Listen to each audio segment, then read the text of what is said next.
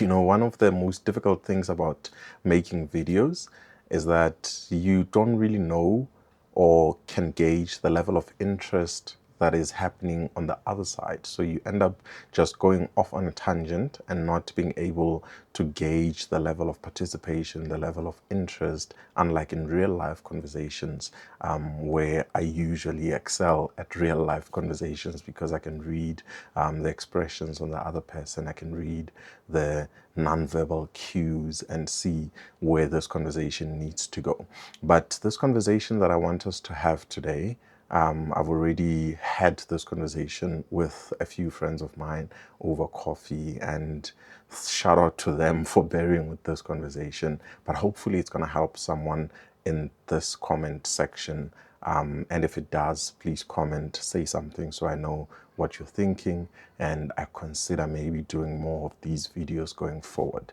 Now, I want us to talk a little bit, few minutes, about light. And light is one of the most fascinating things, and it has been even more fascinating for me recently because I've been reading this book that speaks about developments in science and how multiple scientists have reasoned out their thoughts on light.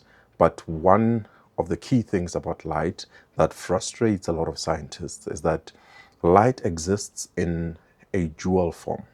It exists as both a particle and it exists as a wave as well.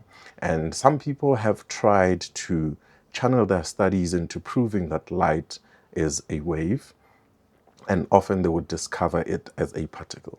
And those who try to study it as a particle would discover it as a wave. And the intricacies of that are not very important for this video. Those who are interested can maybe have a conversation with me elsewhere, call me or something. But there's also another scientist who came up with a thought experiment that tried to explain the duality or the dual state nature of some particles or some objects. And this can be used to explain light. And that scientist is Schrödinger, who came with a thought experiment called Schrödinger's cat. And the thought experiment is very simple.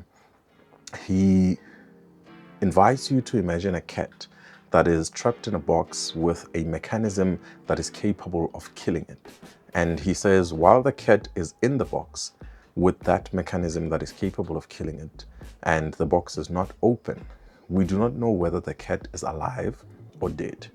And it is only when you open that box that you will know whether the cat is alive or dead.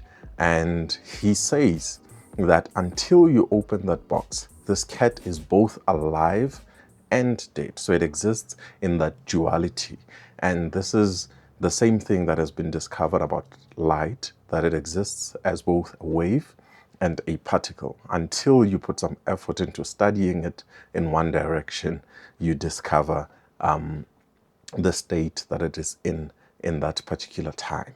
And one of the most interesting experiments coming from this book that I recently got deeper a bit into was an experiment about the polarity of light and how polarizers are used to study whether light is a wave or a photon.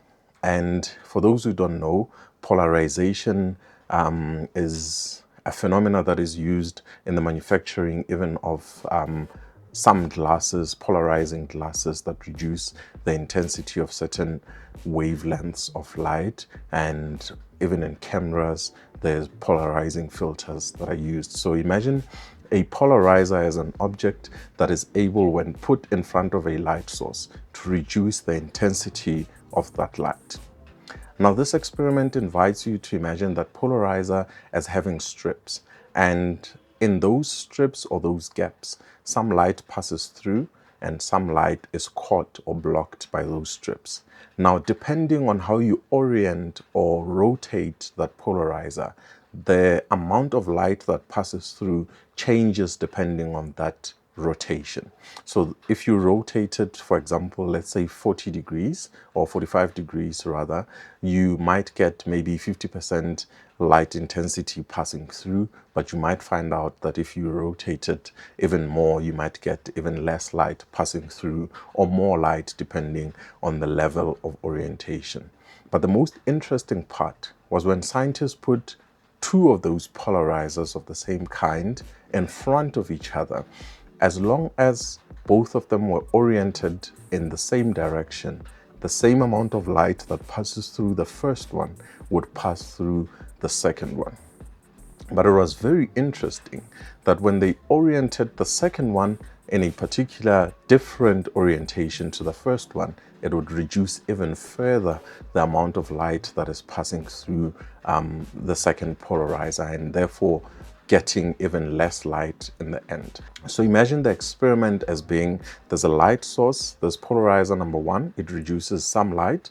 Polarizer number two, if set to the same orientation, does not reduce further, but just passes through the same light that passed through the first polarizer and goes through. But if you rotate the second polarizer, you are further reducing the amount of light that is resultant in the end as well. Now, in reading this, especially in this book and reading that experiment, it got me thinking about the light of the world. It got me thinking about God and the light that he shines through Jesus Christ to us. And oftentimes we find ourselves feeling less intensity from the light that God is shining through Jesus to us if we are believers in Christ. And we often want to look at external factors. We often want to look at God especially and say, God, why are you giving me less light? What's happening to this intensity? Why am I feeling less intense of your light as well? And one of the sayings that I usually say to a lot of my friends, a lot of the people that get to speak to me, is that one of the greatest things that I discovered is that we are ultimately responsible for what happens in our lives in the greater sense. And this is, number one, can be the most saddening thing, because it means you are responsible for your failures as well. You are responsible for some of the bad things that are happening, maybe because of your inaction or action in your life. But it also is very liberating, because it means you have the power to change anything that you need to change in your life and move in a particular direction.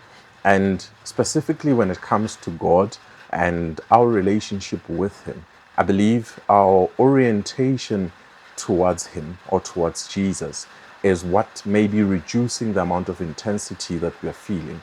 And this is not to trivialize anyone's struggle, because as we've seen with Job, he was totally just oriented the right way, doing everything right, and the devil still attacked him. I'm not speaking about those instances here. I'm speaking about instances where we know, and most of us experience this in our personal lives, where our orientation slightly shifts because of life. Life happens, we get busy, we get focused on other things, and our orientation slightly misaligns from the first polarizer, which is Jesus Christ, and we start feeling less intensity as a result of that. And I hope this encourages someone. I hope this makes sense to a lot of the people watching, and give me some feedback in the comments if this helped you. And if you'd like to hear more of these things, maybe diving deeper into some scriptures as well, or some reading of particular books as well. And like this video if you found it particularly interesting.